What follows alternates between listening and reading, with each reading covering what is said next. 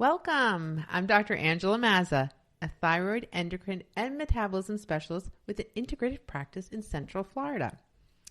As our listeners know, my goal for this podcast is to define and demystify the thyroid gland and thyroid-related medical conditions. By providing information in an easy-to-understand format, I hope to help patients feel better about the ways in which their bodies work and help them thrive. Happily, Dawn Sheffield, my friend and co-host, is here with me for episode 22. Thank you for inviting me back. I'm always really grateful. Thank you so much. I really love this show. You always act surprised. I know I am surprised. That's the fact of it. That's funny because I am actually surprised. So I'm sure some of our listeners are surprised. 22 episodes later, she's still surprised. Some of our listeners are still surprised too. That's right. Anyway, but this is a really see, again, I'm laughing now about this complex subject.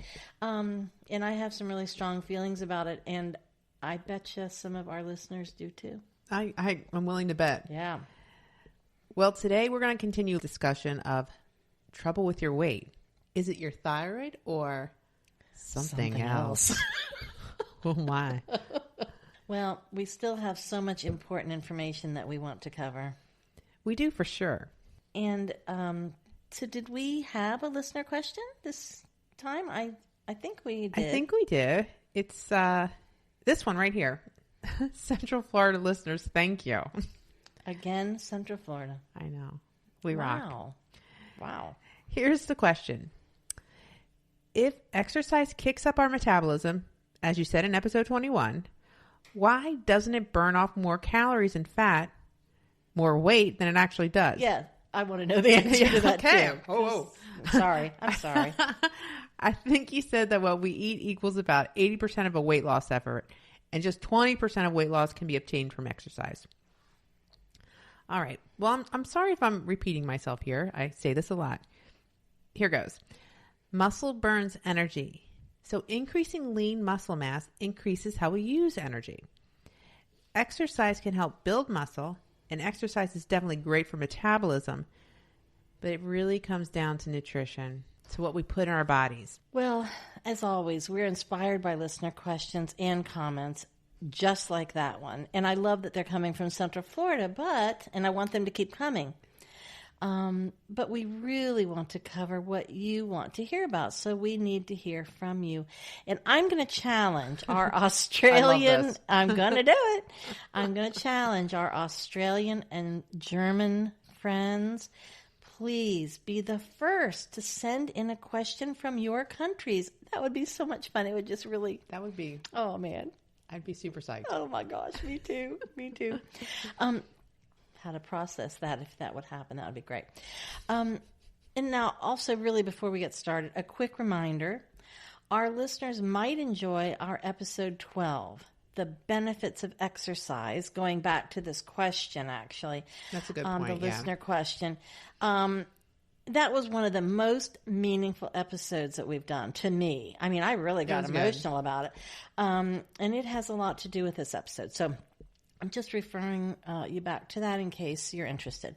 So now in episode 21, in our previous episode, I said that for many of us, our weight, whether we want to gain or lose or stay the same, may represent what seems like, at least to me, a mysterious lock for which we do not have the key.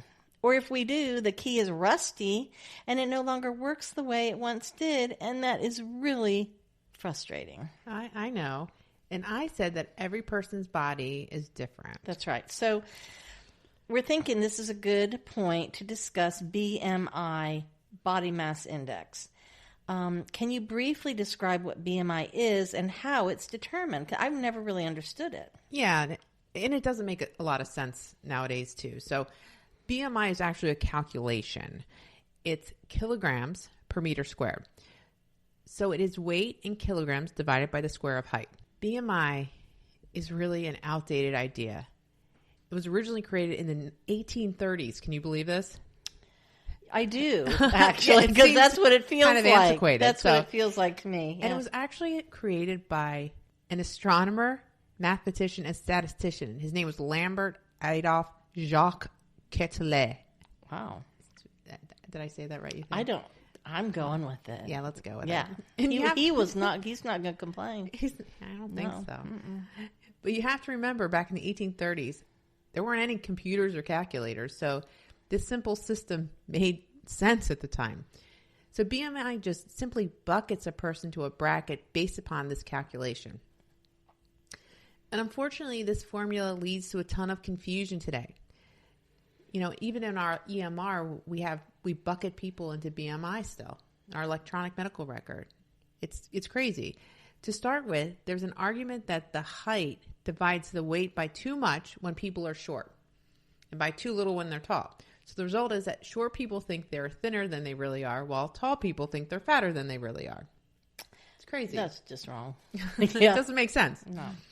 So considering then that everybody really is different, it sounds like from what you just said, that the BMI formula really may not measure and calculate everyone fairly, even considering age, gender, race, muscle mass, fitness level, body type, and who knows how many other factors might affect it.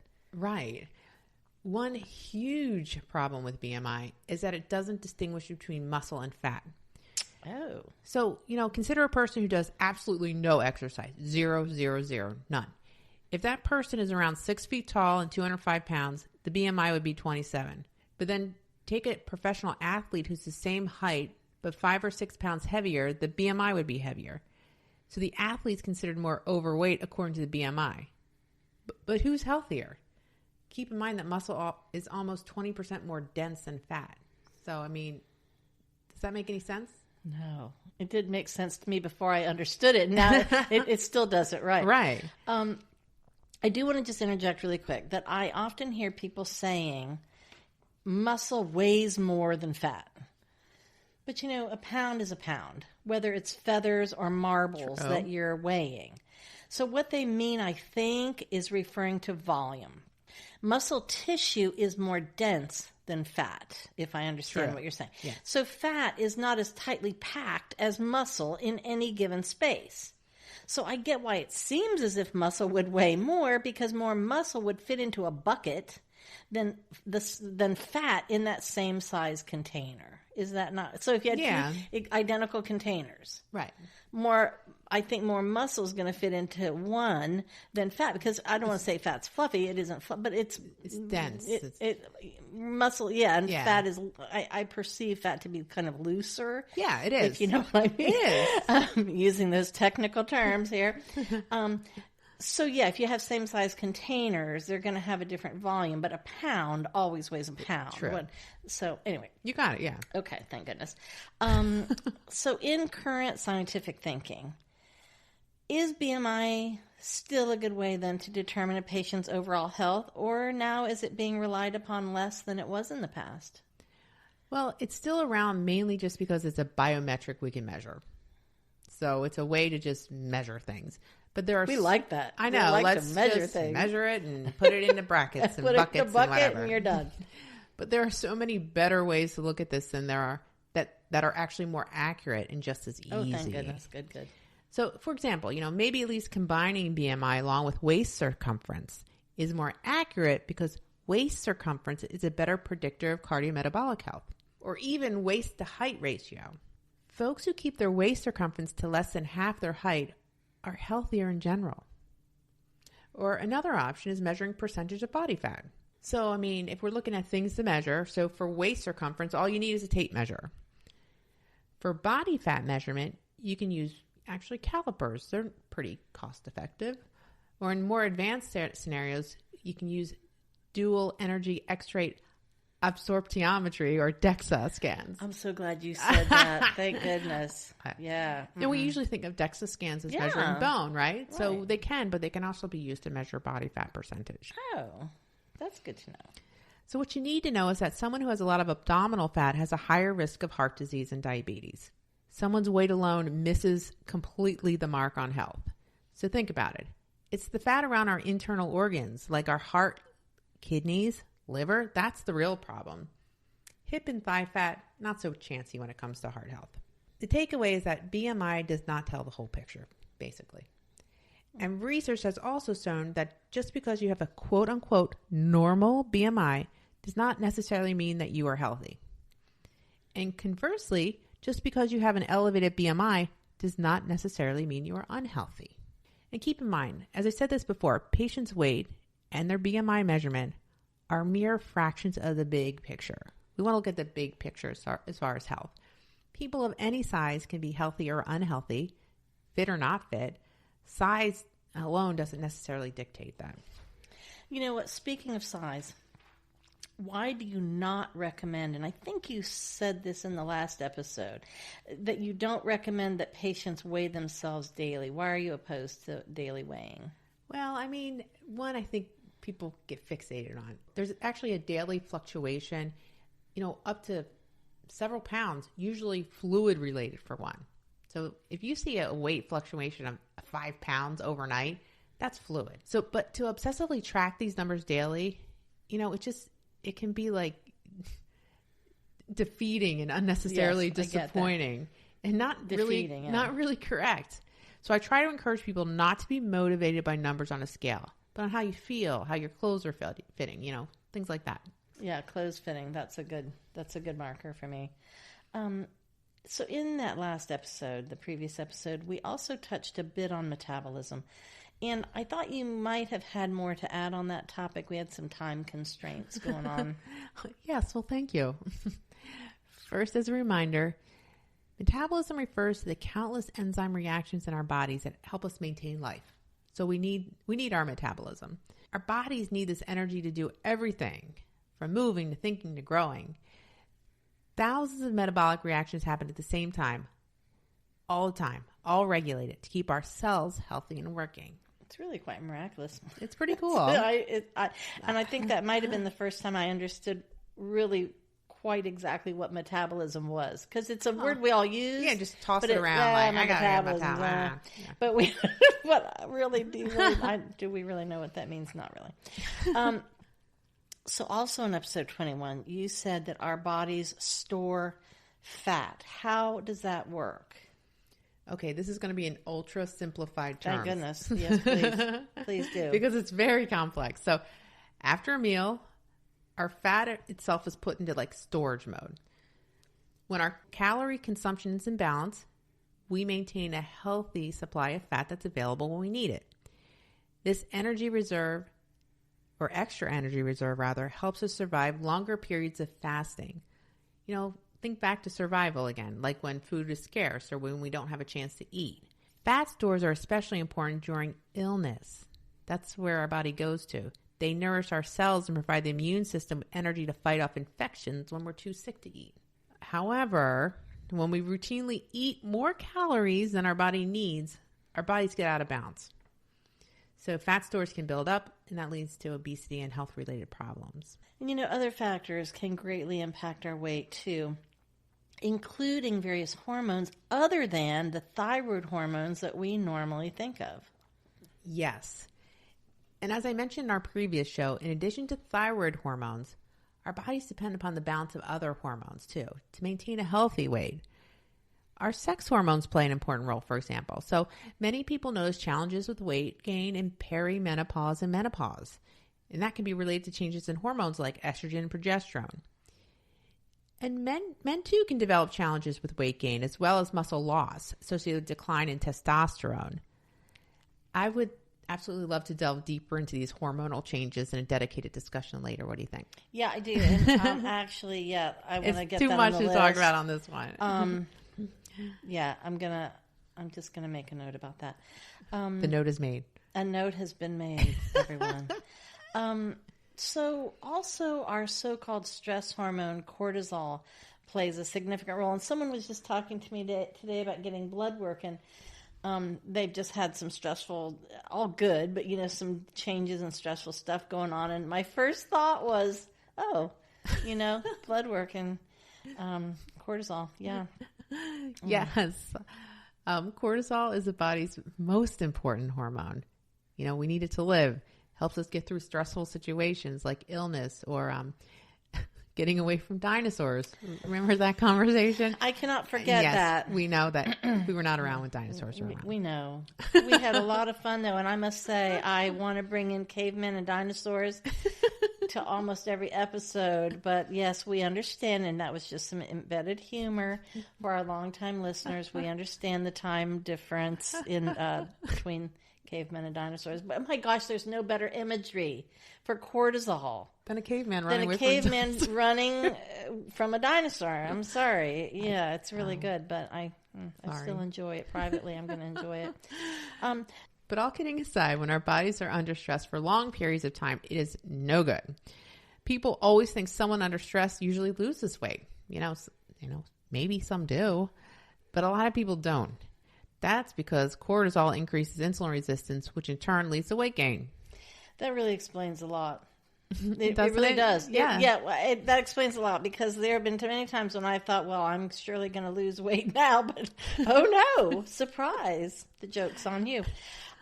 Anyway, I remember also being dismayed and sort of horrified when I learned that my own fat, also called adipose tissue, is not just sitting there inertly minding its own business. It seems like that's what it does. It seems like that's all it does.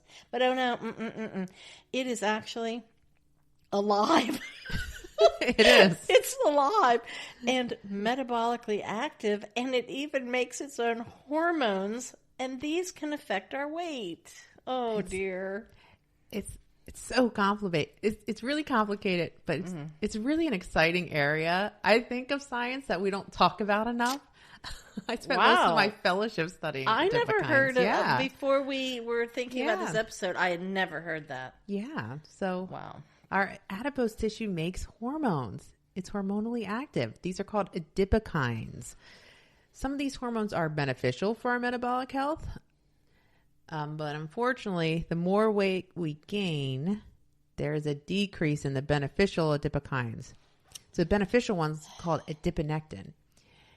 Adiponectin has been well researched over the years and actually has been shown to increase insulin sensitivity and improve lipid metabolism because it has anti-inflammatory effects. These are good things. So adiponectin has a positive effect on weight. Another adipokine is leptin. Leptin's our satiety hormone. So when we eat a meal, leptin goes up to tell our brains we're full. Unfortunately, when we start gaining too much fat, the signaling goes awry and causes leptin resistance. The signaling has gone awry. The signaling goes awry. I get that. Mm-hmm. Kind of like insulin resistance. Yes. That signaling is awry. Not right. Yeah, correct. So our brain doesn't really register the signal to stop eating. So this is partly the reason why hypothyroidism is so common in persons who are overweight and have obesity. So wait for it. Leptin can stimulate the hypothalamus to make TSH, or thyroid stimulating hormone. So when TSH is high, remember we call that hypothyroidism. So the brain is essentially acting like not seeing enough thyroid hormone. So remember, thyroid hormone release is a feedback loop. In turn, hypothyroidism affects metabolism. And so the cycle continues. But the question is, what came first, the chicken or the egg? So there are really many, many, many adipokines, and the chance is we haven't even uncovered a fraction of them. So this is a super complicated and exciting subject for sure. Well, and not to mention, worst of all, in my opinion, adipose tissue, our own fat, can also create chronic systemic inflammation in our bodies. And I understand that some inflammation isn't always bad. Little spurts of it, when you have a wound or sprain your ankle or something, there's reasons for inflammation.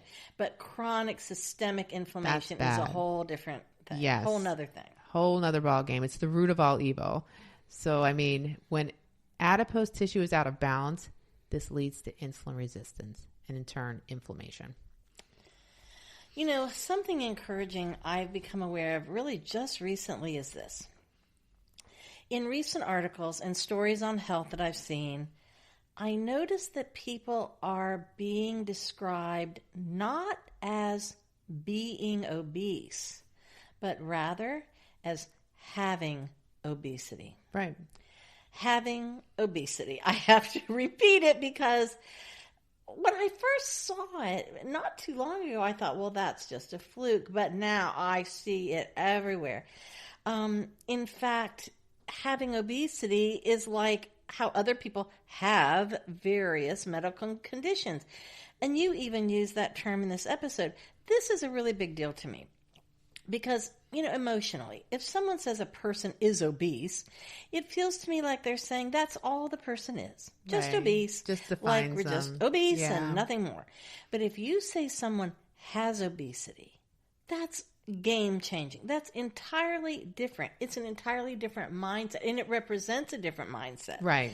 We say someone has diabetes, or they have a heart murmur, or they have cancer. These are medical conditions that folks have in addition to everything else that they are. That is, in addition to all they do in the world. We don't blame them or mock them for having a medical condition. A person is not cancer. They are not a dodgy knee. These things do not define a person. So why should the word obese define a person? So let's not reduce people to a single trait, especially when it's made to sound like some sort of judgment. And I think precise language matters. It's how we understand and define the world, and it's how we fix the things that need fixing.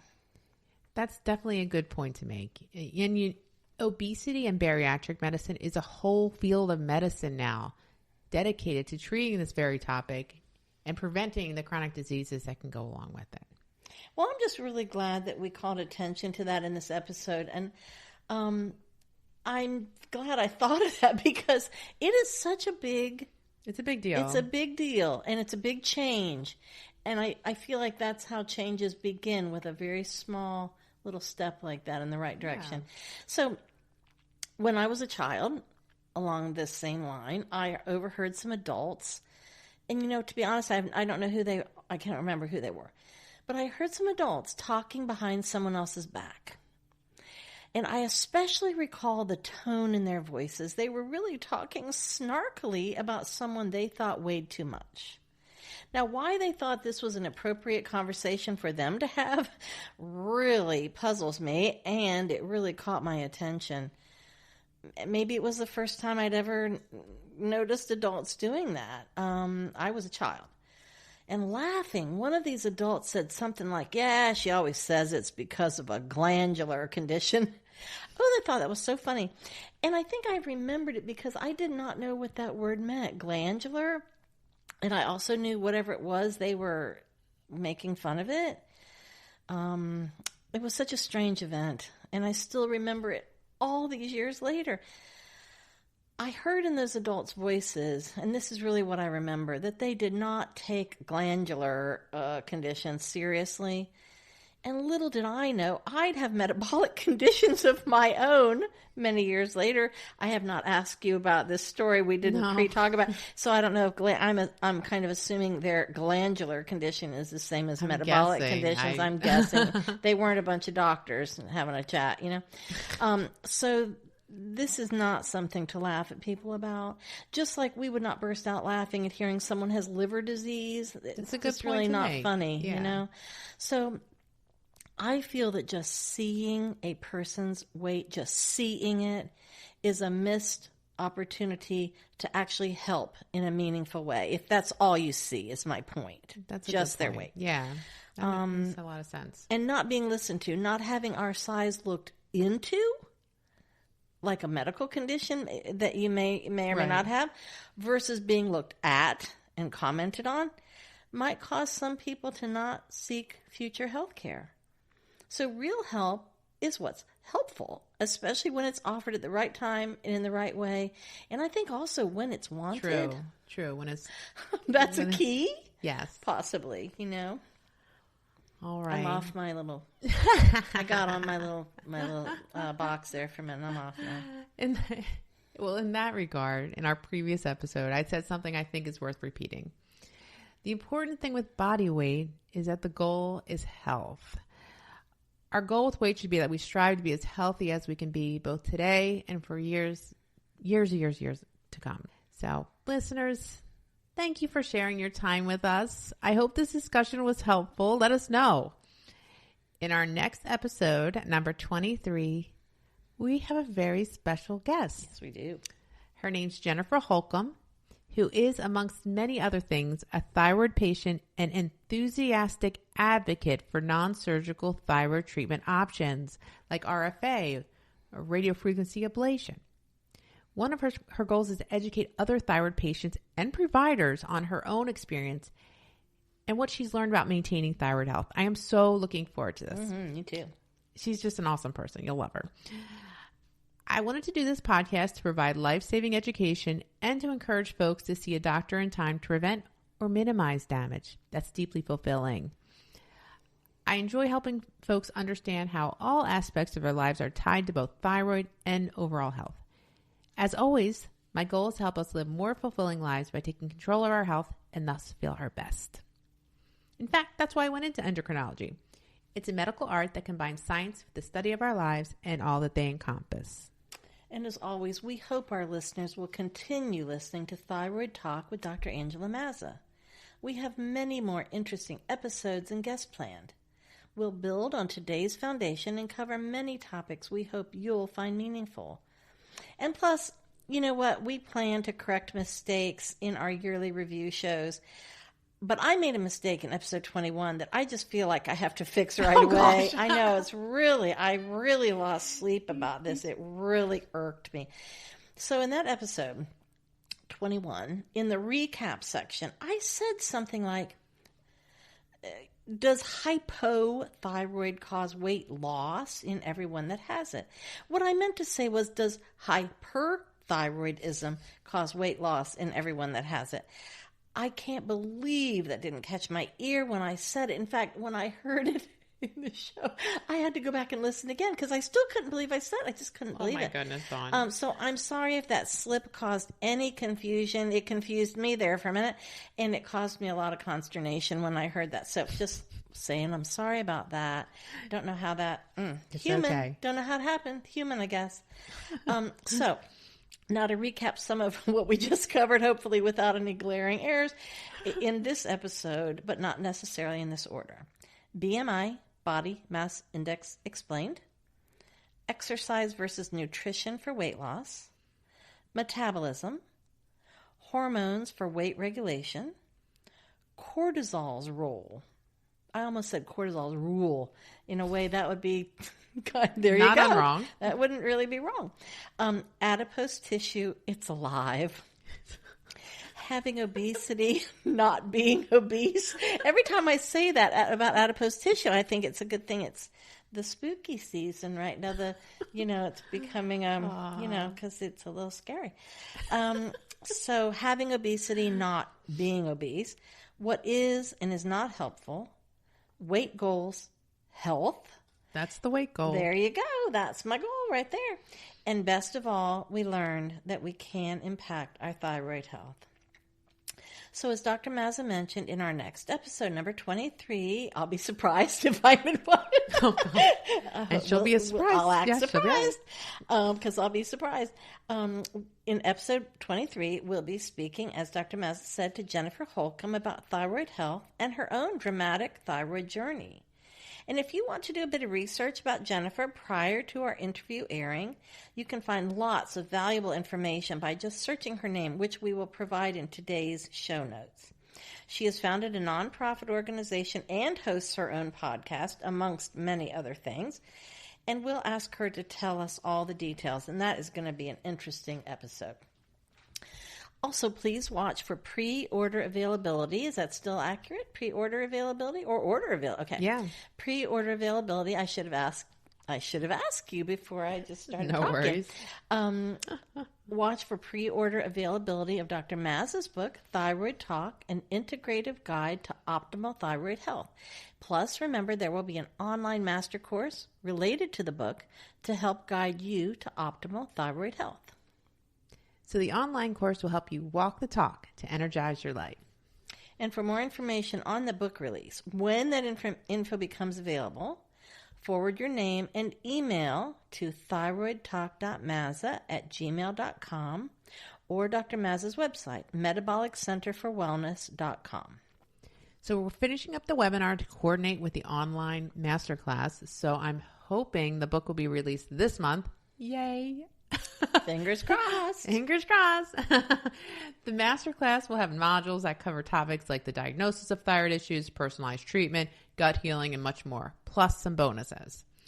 And for information on at least some of the supplements we may discuss on the show, although I don't think we did today, please visit the wellness store at metaboliccenterforwellness.com.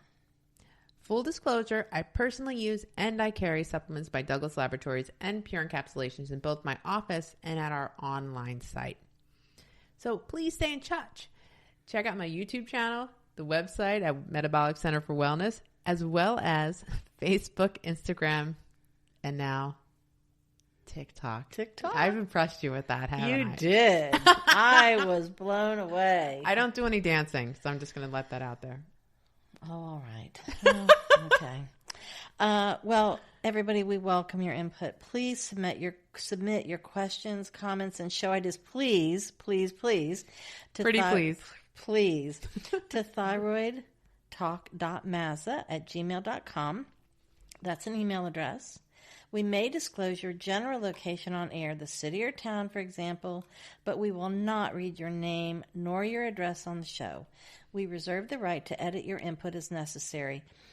And please don't forget to ask your healthcare provider any specific questions regarding your wellness. This podcast is meant for educational purposes only.